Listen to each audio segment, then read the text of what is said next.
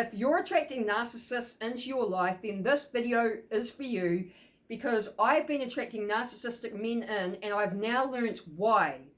And I was like, oh my God, it makes so much sense. And the good news is it's something that we can learn to avoid by simply healing a certain wound. Hey guys, I'm Laura, and I make videos that will awaken your awareness. So in this video, I'm going to teach you why I've been attracting narcissists in, and most likely why you attract narcissists in. So here we have the narcissist at one end, and we have the empath at the other end. So it's like an opposites attract situation. A narcissistic person has the mindset of me, take. They're selfish. Whereas an empath is the opposite. They're you. They give, and they're people pleasers. You understand? It's an opposites attract. The empaths are so giving, and then the narcissist comes in and takes. Right? So both these types of people stem from the same core wound. So this is the wound here, right? That's the wound. Now, it's going to make, that wound is going to make you either become a narcissist or an empath. And that wound is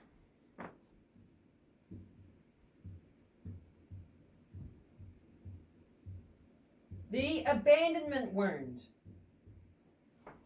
The abandonment wound, that's where it all stems from. So, there's two types of abandonment. There's physical abandonment, when one or both your parents weren't there when you were younger. They physically abandoned you. I have the physical abandonment wound. And then there is the emotional abandonment wound. So that is when one or both parents weren't emotionally there for you. They may have been emotionally unavailable. They may have dismissed your emotions when you're a kid and you're upset, telling you to stop crying or I'll give you something to cry about. That's emotional neglect. That's emotional abandonment. And I honestly think that there is a lot of people in society that walk around with this emotional abandonment wound and they don't even realize they have it. Because there's a lot of emotional neglect in our society, especially for men, like boys and men. But in general, females have it too, right? So I've got both. I've got the physical abandonment wound and the emotional abandonment wound. So I've had to be working on that and healing that. I've got other videos on my channel about the abandonment wound and how to heal it. So I found out, this is why I attracted in like this narcissistic guy. I was with him for like 2.5 years, right? He had this type of mindset. I've had this type of mindset. He had the abandonment wounds as well, physical and emotional abandonment wounds with his parents. So that's why he had this personality and that's why I had this personality, right? So how do we stop attracting a narcissist? It's as simple as healing this wound. When you work on this wound and you heal it, then you will stop attracting these types of people in. Okay, so in a way, it's kind of like the narcissists, like the problem with narcissistic people is they can't ever see themselves as the problem. They always blame everyone else, right? And so for them, it's like they can't acknowledge that they're the problem to be able to heal their wound, right?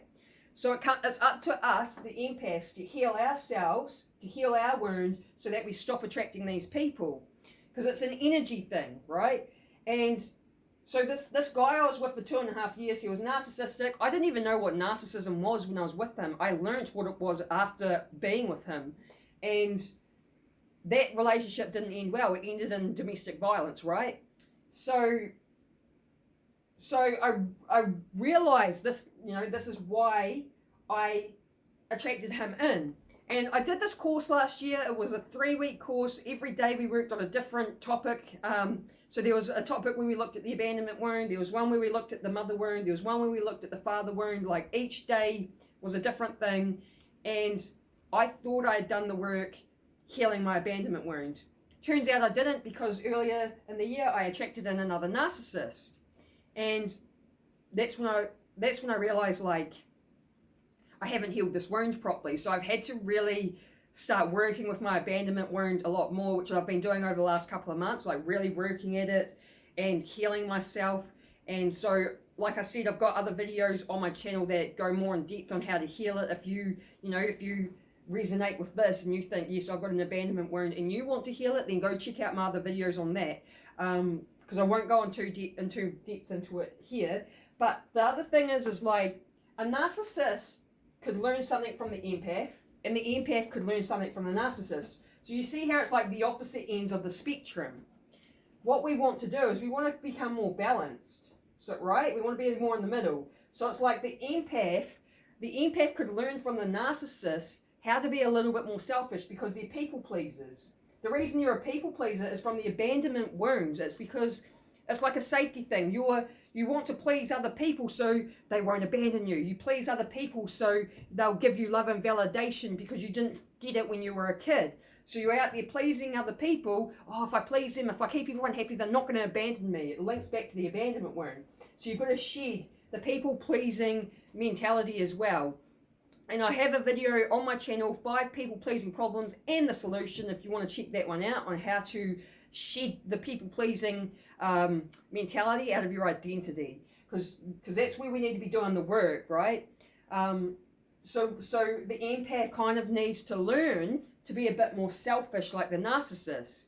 I don't mean completely selfish, you don't want to be over here on this side, but just a little bit more selfish where you're not abandoning yourself to please other people. You know, you can be a little bit more selfish and be like, start telling people no and start setting boundaries with people.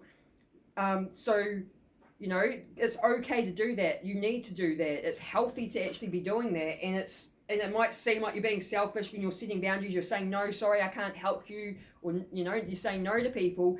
But you need to learn to start being a little bit more selfish so you can be a bit more balanced, right? And then the narcissist needs to learn, because narcissistic people, they lack empathy and compassion. They're all about themselves. They're selfish, right? They need to start learning to be more about other people. Like they can learn something from the empath so that they can become more balanced up in here.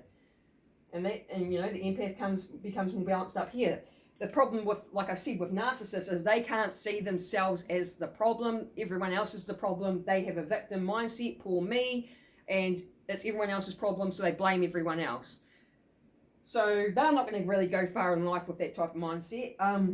So that's why, like I said, we've got to do the work to get ourselves to be more balanced. So if you want to stop attracting these people in, start working on healing the abandonment wound. Check out my video so that you can become more balanced. Start learning to shed that from your identity. Start being a little bit more selfish like the narcissist. The other thing is that I've learned is that we attract in what's familiar to us even if we don't want it. And it stems from our childhood and our relationships with our parents.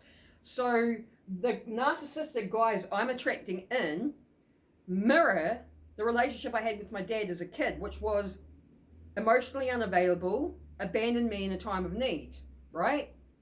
These guys I attract in, it's the exact same type of relationship that I had with my dad. So this is why we need to do this healing work from our childhood, because these are patterns playing out that are familiar to us, even if that's not what we want.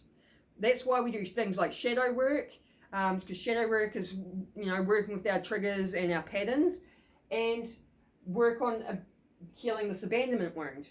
So like I said earlier in the year, I attracted in another narcissist when I thought I had actually healed my wound, and I realized I actually hadn't healed the wound, and I knew straight away. I started realizing, oh, I know where I went wrong. I know where I need to be doing more work. So I've been focusing on that for the last couple of months, and I was quite disgusted with this person because we were actually friends for 5 years before we got together. We were only together for a few months, and I did not see, in that 5-year friendship, I didn't see this toxic side to him. I didn't see this narcissistic side to him. So they can be very good at hiding the side. And then it will start slipping out. And that's another thing, is like learning what the red flags are so you can start catching them. Yeah, because there's always little clues there. And I started noticing like this narcissistic side to him. I'll give you an example, because I thought this kind of shocked me to see him like basically treat me like this, especially because I was friends with him for 5 years and I never saw this side to him. I never thought he was, like, I always actually thought he was a good person. And so what happened was, some people, not me, but some people, some girls like to be choked during sex. Okay, if you're into that kinky sort of stuff, cool, but I'm not. I was in an abusive relationship with my original narcissistic ex, and he had his hands around my throat.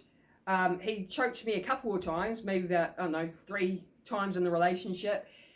He had his hands around my throat, completely cutting my ear off, threatening to kill me, right? When you go through a traumatic experience like that, you're kind of like, you're not keen on having anyone, don't care who you are, having their hands around your throat, right? And so this guy went to do that to me during like a sexual activity, went to put his hand around my throat, which triggered me because of my previous abusive relationship, right?